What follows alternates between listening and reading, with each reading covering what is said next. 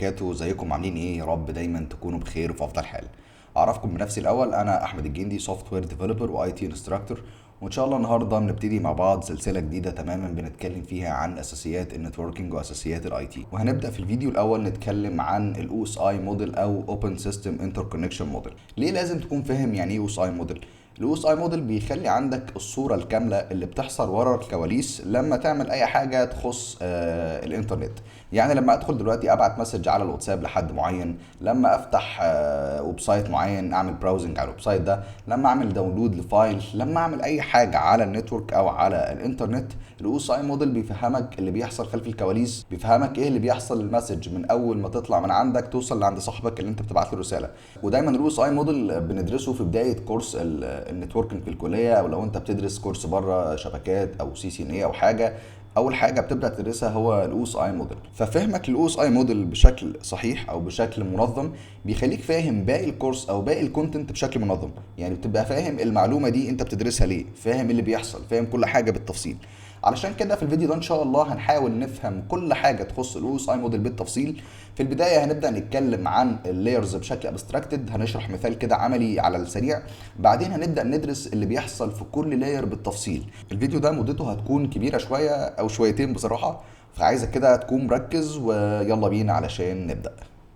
قبل ما نبدا الفيديو عايز منك شويه حاجات تتاكد ان انت تكون عاملها. اول حاجه اتاكد ان انت لو عليك صلاه فايته او اي حاجه، روح صلي اللي عليك الاول، بعدين تعالى نكمل، خلي ربنا يوفقك ان شاء الله. تاني حاجة عايزك تعمل كوباية قهوة أو اشرب شاي بقى اللي أنت عايزه، المهم حاجة تخليك تركز كده شوية. بعدين أهم حاجة اقفل الموبايل تماما، عايزك تقفل الموبايل انساه كأنه مش موجود. ويفضل ان انت تكون لابس سماعه، لو لابس سماعه ده هيساعدك ان انت تفهمني بشكل احسن او ان انت تركز معايا بشكل اكبر من غير اي مشتتات وكده. وتجيب ورقه وقلم علشان هنكتب النهارده نوتس كتيره جدا. كده اتمنى ان انت تكون جاهز خلاص، واتمنى تكون ان انت عملت الخمس حاجات اللي انا قلتها. يلا بينا دلوقتي علشان نبدا مع بعض نفهم يعني ايه او اس اي موديل. انا دايما بحب ان انا افهم الحل اللي الحاجه دي بتعمله. يعني ايه المشكله اللي كانت موجوده اللي الحاجه دي بتحلها. مش بتكلم دلوقتي في حاله الاو اس اي موديل بس، لا انا بتكلم في العموم. يعني مثلا الموبايل ليه اخترعناه؟ الموبايل اخترعوه لان هو بيحل مشكله معينه. نفس الكلام الانترنت ليه اخترعوه؟ اخترعوه لانه بيحل مشكله معينه. فاي حاجه موجوده في الحياه هي نتاج لحل مشكله معينه، صح؟ نفس الكلام دلوقتي انا عايزك تفكر ليه اصلا فكرنا في حاجه اسمها او اس اي موديل، او ليه العلماء اخترعوا حاجه اسمها او اس اي موديل. علشان نفهم ده لازم نفهم ايه اللي كان بيحصل قبل الاو اس اي موديل. تخيل كده معايا الديفايسز المختلفه اللي موجوده. عندي لابتوبس، عندي تابلتس، عندي موبايل فونز، عندي الديسكتوبس، الكمبيوترز اللي هي البي سيز. وكل دول ليهم مصنعين مختلفين. يعني الهاردوير اللي لابتوب ابل بيستخدمه غير الهاردوير اللي لابتوب اتش بي بيستخدمه غير الهاردوير اللي لابتوب ديل بيستخدمه. نفس الكلام الموبايلات، ابل بتستخدم موبايل هاردوير مختلف، اقصد للموبايلات. سامسونج بتستخدم هاردوير مختلف، اوبو بتستخدم هاردوير مختلف، شاومي بتستخدم هاردوير مختلف. فانا عندي الهاردوير مختلف، وعندي برضو الاوبريتنج سيستمز لكل الديفايسز دي مختلفه. يعني كل فيندور او كل شركه من الشركات دي بيقدم اوبريتنج سيستم مختلف. عندنا الابل مثلا بتقدم الماك، يعني في اجهزه بتستخدم لينكس اوبريتنج سيستم، في اجهزه تانية بتستخدم الويندوز وهكذا. فانا الموضوع عندي غير متجانس تماما. كل الاجهزه يعتبر عليها different operating system وكمان different application. لو انت خدت بالك من الواتساب الموجود على الايفون بيكون في شويه اختلافات من الواتساب الموجود على السامسونج او الاوبو، في شويه اختلافات بسيطه. البروجرامينج لانجوج اصلا اللي اتكتب بيها الواتساب على الايفون هي مختلفه تماما عن البروجرامينج لانجوج اللي اتكتب بيها الواتساب على السامسونج او على الاوبو. فالاختلاف الكبير ده بالرغم من كل الاختلاف ده، التو ديفايسز يقدروا يكلموا بعض عادي جدا. لو حد معاه ايفون يقدر يكلم حد معاه سامسونج، يقدر يكلم حد معاه موبايل نوكيا، يقدر يكلم حد مع لابتوب، يقدر يكلم سيرفر في امريكا، يقدر يكلم اي حاجه. الموضوع ده مش بالبساطه اللي انت شايفها دي. يعني الموضوع ده وراه تعقيدات ووراه حاجات كتير جدا، الموضوع مش سهل. المشكله بقى اللي كانت بتقابلني زمان ان انا ما كانش في عندي ستاندرد واي، او ما فيش عندي موديل واضح يضمن لي التواصل ما بين السورس وما بين الديستنيشن، او ما بين الشخص اللي بيبعت الرساله والشخص اللي بيستقبل الرساله بشكل فعال. دي المشكله اللي بتحلها الاو اس اي موديل. الاو اس اي موديل بتبدا تعمل موديل من اسمها كده النموذج. النموذج ده اي تو ديفايسز عايزين يتكلموا، عايزين يتواصلوا، عايزين يبعتوا لبعض مسج، رسائل، فايلز، فيديوز، اي حاجه، لازم يتبعوا مجموعه من القواعد اللي احنا بنسميها بروتوكولز. يعني ايه بقى كلمه بروتوكولز؟ بروتوكولز من اسمها كده هي مجموعه من القواعد او مجموعه من القوانين لازم الشخص اللي بيبعت الرساله والشخص اللي بيستقبل الرساله يكون موافق على القوانين دي، يمضي عليها كده يقول انا موافق على كل القوانين دي، وبعد كده يقدر يتم عمليه التواصل بنجاح. ازاي؟ يعني دلوقتي لو انا عايز ابعت لك رساله وانت عن طريق الواتساب او اي حاجه، بنبدا مع بعض الاول نتفق على مجموعه القوانين ومجموعه اللوائح ومجموعه الرولز الموجوده اللي هي البروتوكولز. وكل واحد منا لما بيبدا يتفق على مجموعه الرولز ويمشي على الخطوات اللي متحدده في الموديل الموجود، بيبدا عمليه التواصل تحصل بشكل ناجح وبشكل فعال.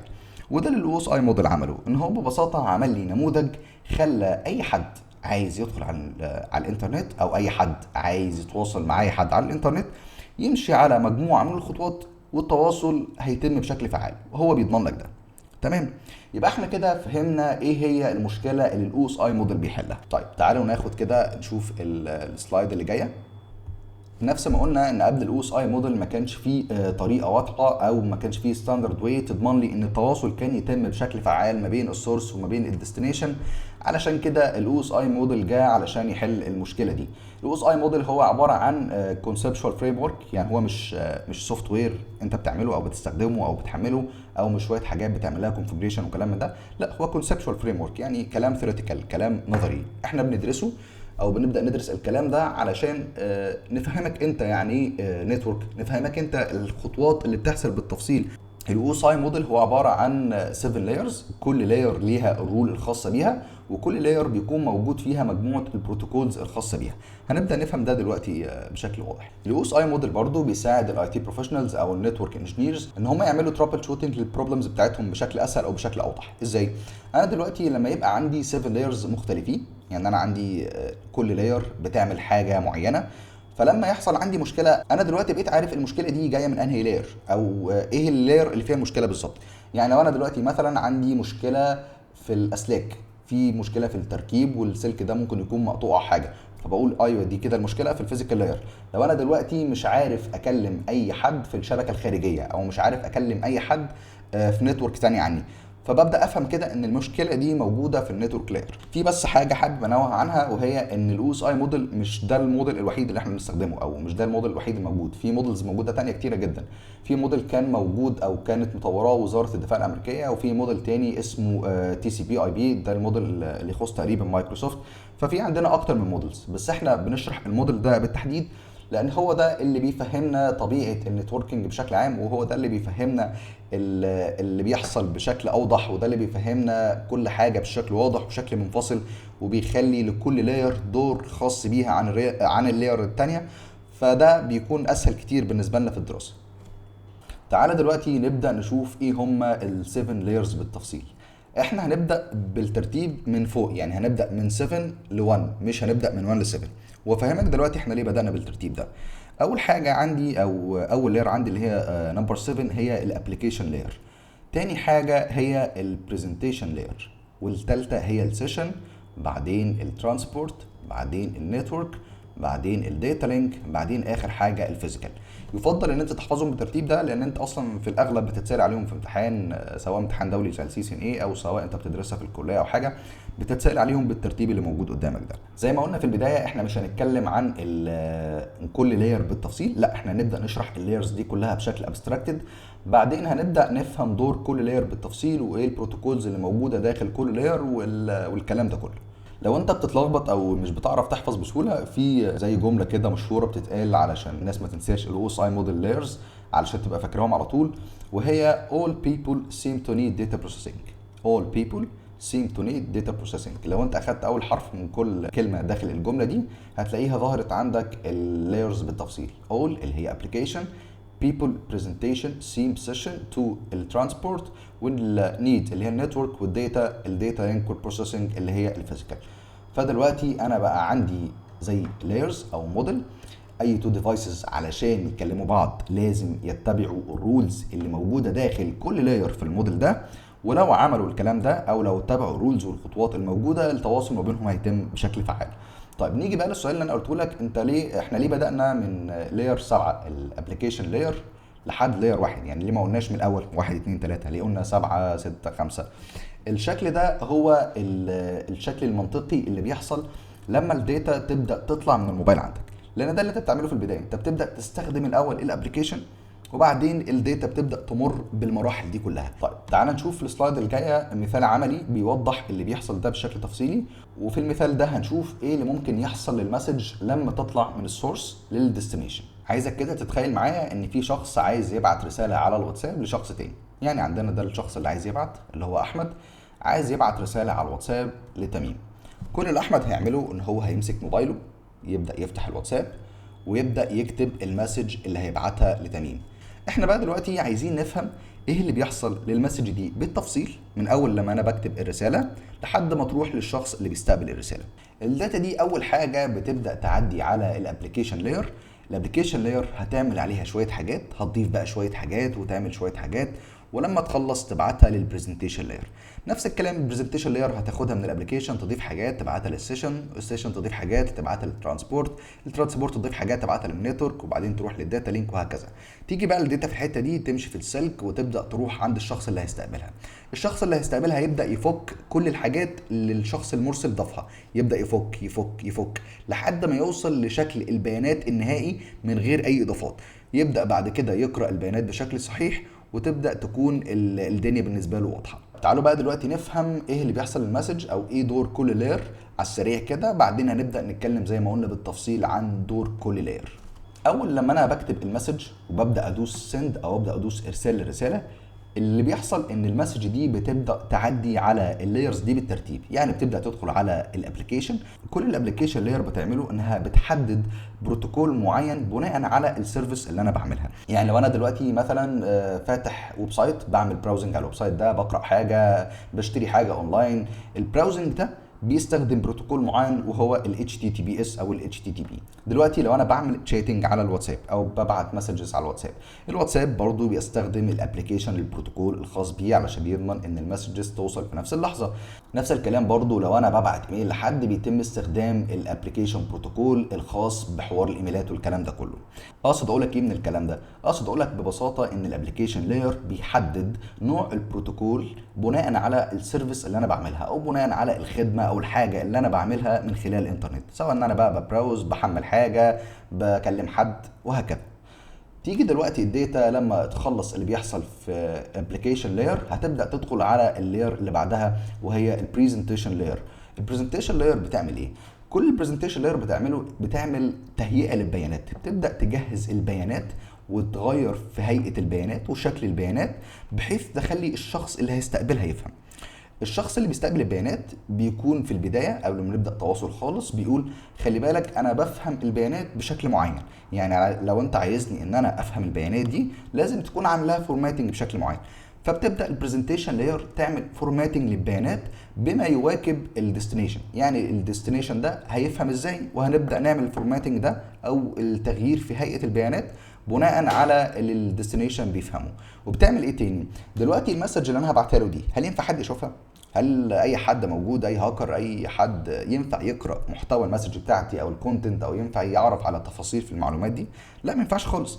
فعلشان كده البرزنتيشن لاير بتعمل انكريبشن. يعني ايه بتعمل انكريبشن؟ بتعمل تشفير للداتا، تبدا تستخدم الجوريثم معين وتبدا تشفر الداتا بحيث ان محدش يقدر يشوف البيانات دي غير الشخص اللي هيستقبل البيانات.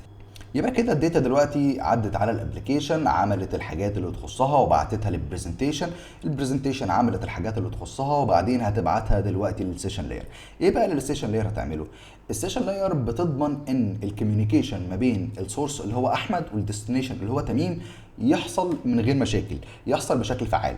السيشن لاير وظيفتها ان هي بتعمل حاجه اسمها اوبن سيشن، بتبدا تفتح الجلسه او التواصل ما بين احمد وما بين تميم، وبتبدا تتاكد ان التواصل ما بينهم شغال بشكل واضح من غير اي مشاكل من خلال حاجه اسمها سينكرونايزيشن او التزامن.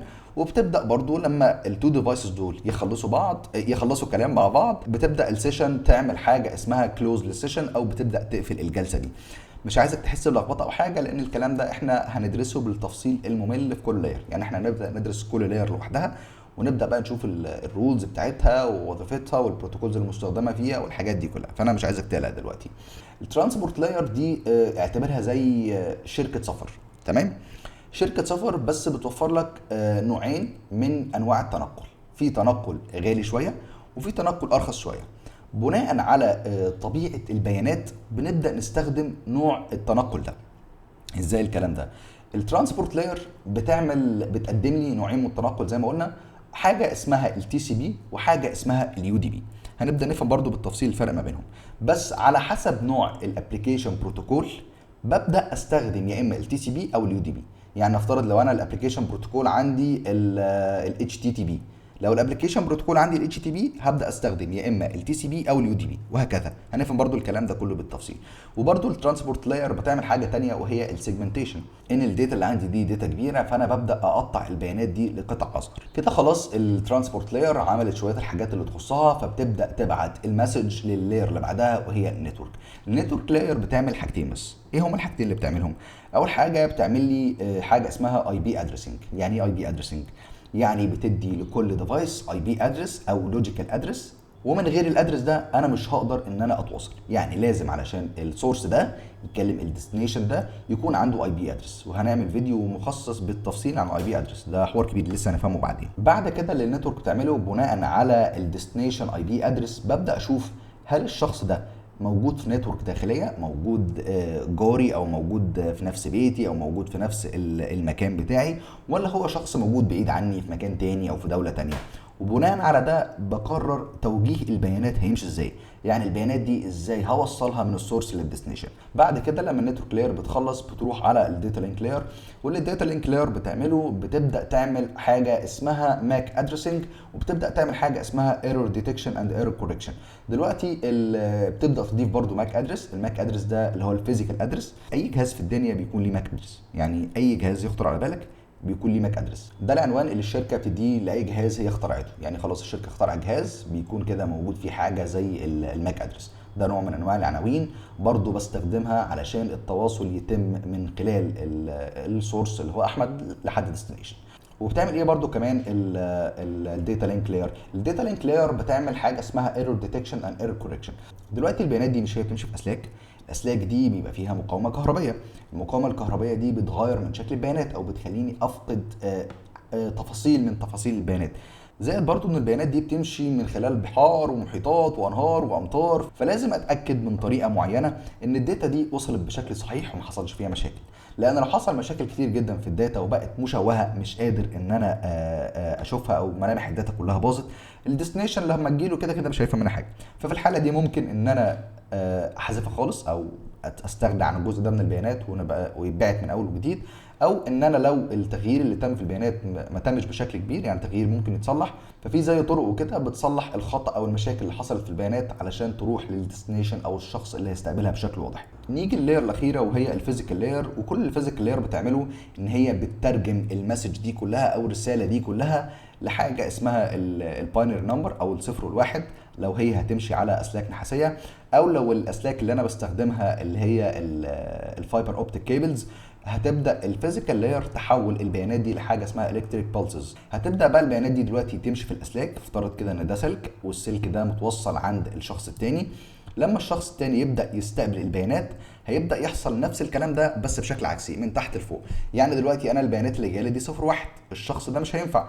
هيبدا الفيزيكال لاير يحول البيانات دي من الصفر والواحد للفورمات المعين اللي هم متفقين عليه من الاول.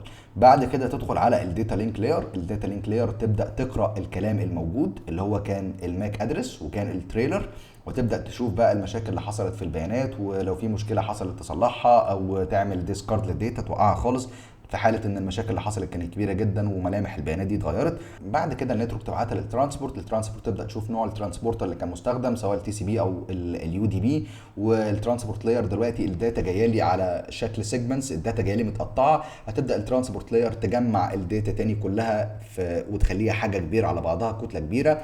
والترانسبورت تبعتها للسيشن، والسيشن للبرزنتيشن، والبرزنتيشن للابلكيشن، وهكذا.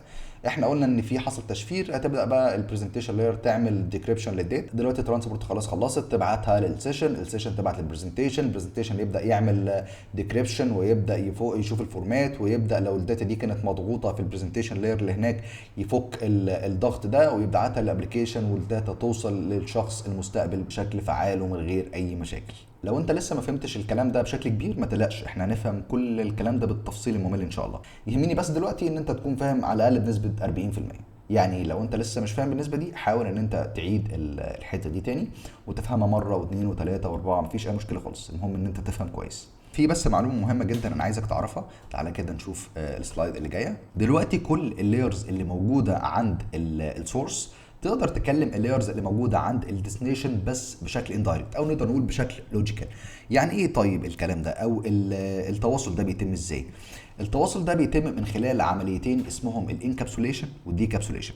يعني اللاير دي علشان تكلم اللاير اللي موجوده هنا، الابلكيشن لاير اللي موجوده عند السورس، علشان تكلم الابلكيشن لاير اللي موجوده عند الديستنيشن، الابلكيشن لاير هتبدا تضيف على الاوريجينال داتا او على البيانات الاصليه، هتضيف عليها هيدر او هتضيف عليها شويه معلومات. ولما تضيف شويه المعلومات دي هتحطها في كبسوله. مين يقدر يفك الكبسوله دي ويشوف اللي جواها؟ اللي يقدر يفك الكبسوله دي ويشوف اللي جواها هو الابلكيشن لاير بس اللي عند الديستنيشن. نفس الكلام البرزنتيشن لاير هتعمل الكلام ده، هتبدا تاخد الكبسوله اللي جت من اللاير اللي فوقيها اللي هي الابلكيشن، وتبدا تضيف عليها هيدر او تحط عليها معلومات تانية، وبعدين تحطها في كبسوله اكبر. والشخص اللي يقدر يفك الكبسوله الاكبر دي هي البرزنتيشن لاير اللي موجوده عند الديستنيشن. الكلام ده بيحصل لحد ما اوصل لكل لاير. كل اللايرز دي بتضيف هيدر ما عدا الفيزيكال لاير، وهنشوف برضو دلوقتي بالتفصيل عمليه بيضيفوا هيدر ازاي والكلام ده كله. تعالى دلوقتي نبدا باول 3 لايرز، وهما الابلكيشن والبرزنتيشن والسيشن. الابلكيشن لاير بتبدا تاخد الاوريجينال داتا تضيف عليها هيدر. الهيدر ده بيكون موجود فيه شويه معلومات تخص الابلكيشن بروتوكول المستخدم وشويه ميتا داتا انفورميشن وحاجات من دي.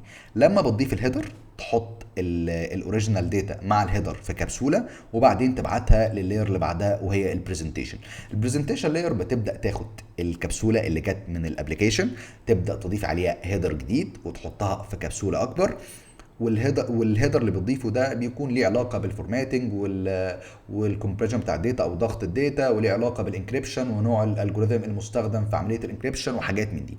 بعد كده لما البرزنتيشن خلاص ضافت الهيدر بتاعها وحطته في كبسوله، بتبدا تبعت الكبسوله دي لللاير اللي بعدها وهي السيشن لاير. السيشن لاير دلوقتي خلاص جات لها الكبسوله من البرزنتيشن، بتبدا تضيف الهيدر بتاعها، حاجه اسمها في الهيدر السيشن اي دي او السيشن نمبر، هنفهمه بالتفصيل لما نبدا نتكلم عن السيشن لاير. يبقى انا كده دلوقتي عايزك تفترض ان انا عندي الاوريجينال داتا متضاف عليها الهيدر اللي يخص الابلكيشن، والهيدر اللي يخص البرزنتيشن، والهيدر اللي يخص السيشن. اللي هيحصل دلوقتي ان في حاجه اسمها بي دي يو او بروتوكول داتا يونت. لما كل لاير بتضيف هيدر بتبدا تدي اسم جديد للبيانات، بتبدا تسمي البيانات دي اسم جديد. اول ثلاث لايرز الابلكيشن والبرزنتيشن والسيشن مش بيغيروا باسم الداتا. يعني هتبدا بعد كده الاوريجينال الداتا دي بالهيدرز اللي متضافه تروح على اللاير اللي بعدها وهي الترانسبورت لاير. الترانسبورت لاير زي ما قلنا هي بتعمل حاجه مهمه جدا، بتبدا تعمل سيجمنتيشن، بتبدا تقطع البيانات. هنبدا نفهم برضو بعد كده هي بتقطع البيانات بناء على ايه. يعني نفترض دلوقتي ان انا حجم البيانات عندي 100 ميجا، تمام؟ يعني الداتا اللي انا هبعتها هي 100 ميجا، هتبدا تخليهم مثلا 10 قطع، كل قطعه 10. بتعمل الكلام ده ليه؟ بتعمل الكلام ده علشان اسرع عمليه ارسال البيانات، علشان البيانات توصل بشكل اسرع، بدل ما ابعت كتله كبيره مره واحده، لا ابعت حتت صغيره على مراحل. يبقى كده ايه اللي الترانسبورت لاير بتعمله؟ الترانسبورت لاير بتبدا تاخد الاوريجينال داتا الموجوده وتبدا تحول او تقسم الاوريجينال داتا دي، تخليها سيجمنتس صغيره. احنا بس هنا نفترض انها قسمتهم لتو سيجمنتس، لقطعتين صغيرين. وبعد كده بتبدا تضيف الهيدر الخاص بيها. ايه بقى الهيدر الخاص بالترانسبورت لاير؟ يا اما التي سي بي هيدر او اليو دي بي هيدر، وبتضيف الهيدر ده على كل سيجمنت موجوده من السيجمنتس. يعني لو انا عندي الداتا دي اتقطعت او اتقسمت ل 50 سيجمنت، كل سيجمنت هيتضاف عليه التي سي بي هيدر او اليو دي بي هيدر. طيب انا بضيف التي سي بي هيدر او اليو دي بي هيدر بناء على ايه؟ بضيفهم بناء على الابلكيشن بروتوكول المستخدم.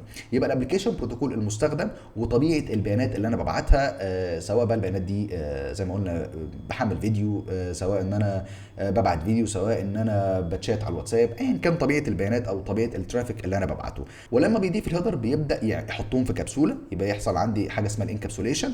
يبقى كل دلوقتي سيجمنت بقى موجود في كبسوله، وبعد كده بيسمي الحاجه دي سيجمنت. يبقى انا كده البي دي يو او البروتوكول داتا يونت الخاص بالترانسبورت لاير اسمه سيجمنت.